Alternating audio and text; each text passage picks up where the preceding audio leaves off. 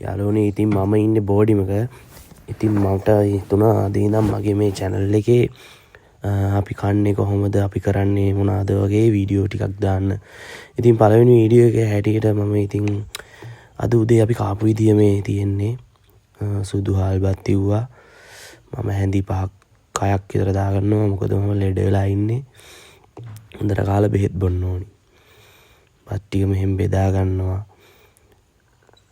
ඊට පස්සේ අපි හදලා තියෙනවා සුපිරි කෑමක්.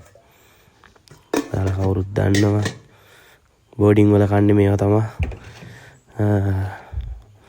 නයි මිරිස් දාපු පොල් සම්බෝලයක් තියෙනවා. සුපිරියට හැදුවා මේක. දෙහි දාලා සෙම කැඩිලා යන්න. ඔය තියෙන පස්පංගුවක් ඒ රෑ ගහපු එක. ඒකෙනුත් හැඳි 3-4ක් දාගෙන ඊට පස්සේ අපි යනවා පරිප්පු බෙදන්න. බලන්නකෝ ඔය පරිප්පුව කොහොමද කියලා. පොඩ්ඩක් එතන අපිලි වෙලා ගණන් ගන්න එපා. ඉතින් බෝඩිමක්නේ. ගෙදර නෙමෙයි. මෙහෙම පරිප්පු ටික දාගන්නවා. පොඩ්ඩයි පරිප්පු එක එච්චර කොල්ඩි නෑ වුණාට හැදුවා හොඳට. ඇට පොඩි.